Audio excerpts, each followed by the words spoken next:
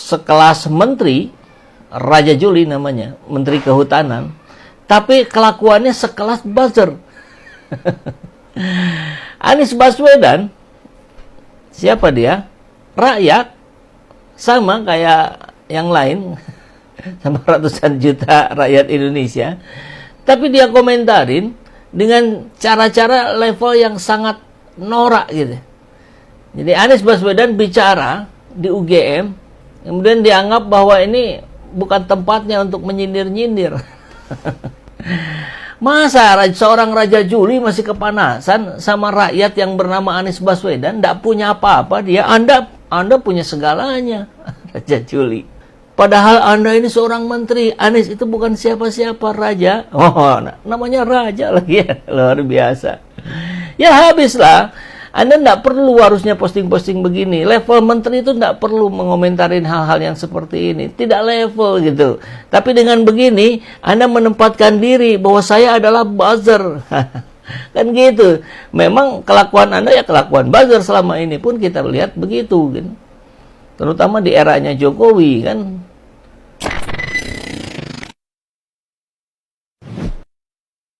Yang paling kontroversial adalah tentu karena dimasukkannya sejumlah kader-kader PSI yang mungkin kapasitas, kompetensi, dan rekam jejaknya yang terkait dengan emisi karbon ini juga tidak pernah terdeteksi dengan baik. Ini yang disebut dengan asas meritokrasi, asas profesionalisme itu ditiadakan. Bahkan hampir bisa disebut semua menteri yang berasal dari partai politik ada kecenderungan, ini sejak lama sampai hari ini, memang ingin memasukkan bagaimana kader-kader partainya untuk menjadi bagian dalam setiap organisasi dan kegiatan-kegiatan apapun yang melibatkan pihak kementerian.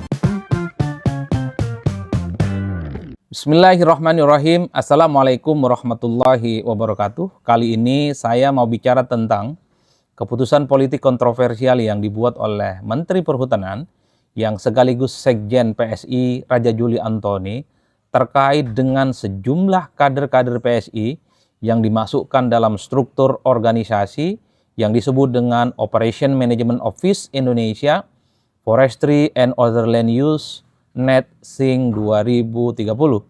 Ini adalah struktur organisasi kalau disingkat dengan Omofolu NET-SING 2030. Apa yang kemudian membuat kontroversial?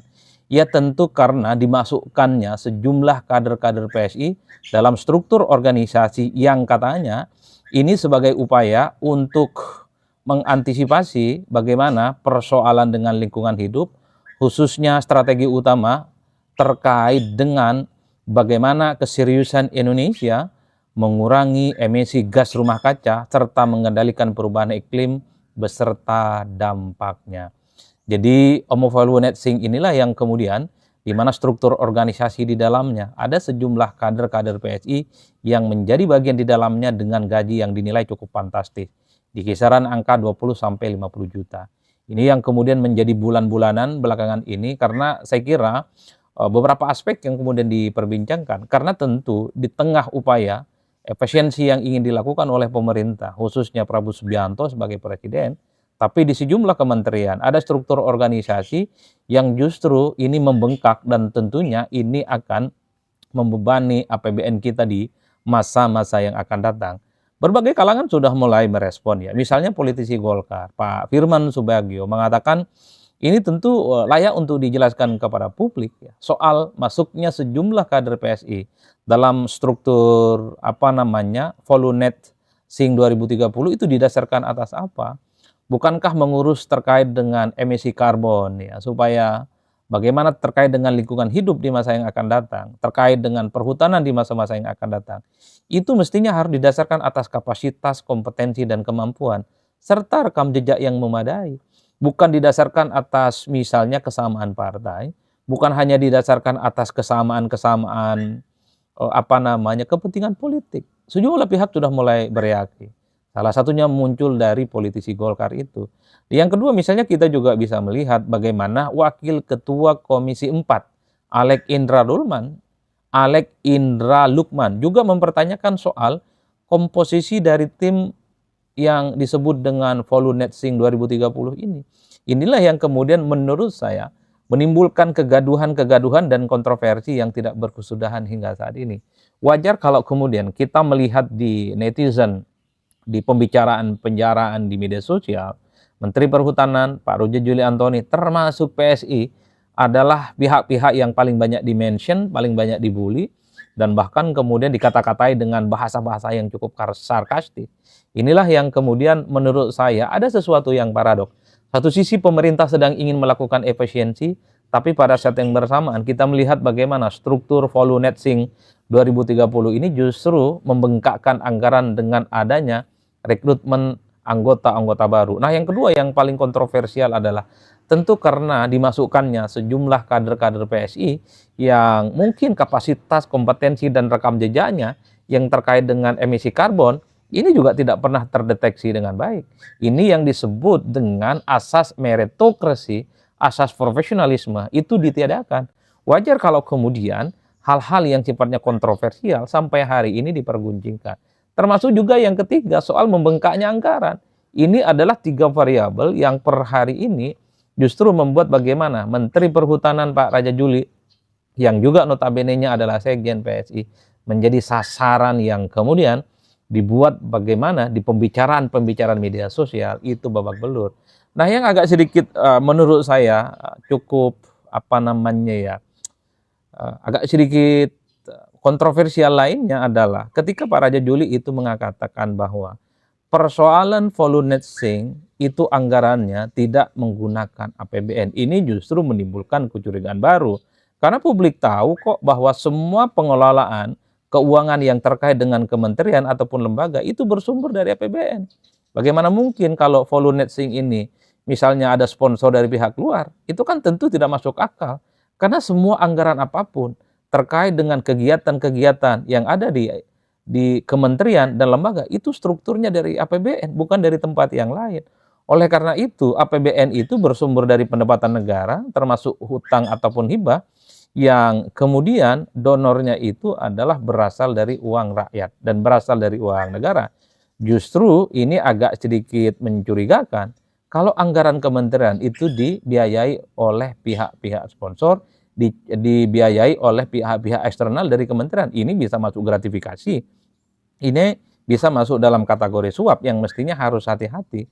Artinya apa? Pernyataan dari Pak Menhut yang mengatakan bahwa terkait dengan pendanaan volume net sync, struktur organisasi yang dibuat ini, kalau itu betul menggunakan dana di luar kementerian dan lembaga, tentu ini akan menjadi sesuatu yang mungkin akan dianggap sebagai sebuah temuan. Karena publik taunya segala sesuatu yang terkait dengan kegiatan yang dilakukan oleh kementerian, yang dibuat oleh kementerian lembaga, itu semuanya bersumber dari APBN dan tidak boleh dan bahkan haram hukumnya, misalnya menggunakan dana-dana dari pihak luar.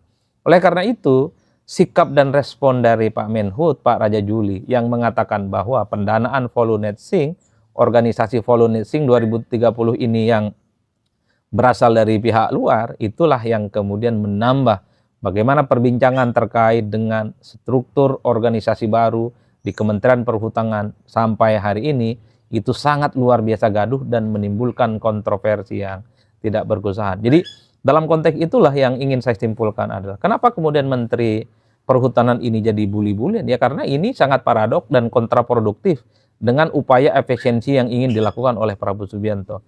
Yang kedua, publik kan juga tahu bahwa PSI itu adalah partai politik yang sejak awal dakwah politiknya adalah melawan nepotisme dan politik dinasti. Tapi kita juga tahu bahwa dengan memasukkan kader-kader PSI yang ada dalam struktur volume net sync ini kan secara otomatis bisa disebut sebagai nepotisme karena ada orang-orang yang kemudian terafiliasi. Halo teman-teman, berjumpa bersama saya di Politik Dangi. Teman-teman, kalau kita melihat bagaimana kader PSI yang juga seorang menteri ya, dan ini adalah Juli Raja Antoni yang beberapa waktu lalu itu dirujak habis oleh netizen, teman-teman. Juli Raja Antoni ini Menteri Kehutanan ya, yang sekarang juga Sekjen PDI. Nah, ini lantaran dia membuat suatu pernyataan yang menyindir Anies Baswedan dan kemudian akhirnya dirujak habis ya, babak belur ya, disikat pendukung Anies Baswedan. Seolah-olah Menteri Raja Juli Antoni ini teman-teman tidak suka dengan sindiran Anies Baswedan. Yap, apa yang dikatakan Anies itu sebenarnya fakta ya. Bagaimana beliau menyoroti tentang demokrasi, ya, tentang pemilu dan sebagainya. Malah Juli Raja Antoni ini yang kepanasan, teman-teman ya. Padahal pejabat-pejabat yang lain sih santai aja ya. Dan inilah terlihat bagaimana para kader PSI ini. Dan kalau kita lihat Anies Baswedan ya tokoh yang benar-benar berada di garis oposisi ya. Anies Baswedan itu orang yang tidak mencela-mencela ya, tidak kompromi dengan situasi-situasi apapun ya. Beliau selalu memberikan yang luar biasa bagi negara ini, teman-teman. Lewat aksi-aksinya ya, menjadi dosen, kemudian membuat gerakan-gerakan sosial, itu adalah sesuatu yang hebat. Tidak semua pejabat yang menjabat hari ini melakukannya.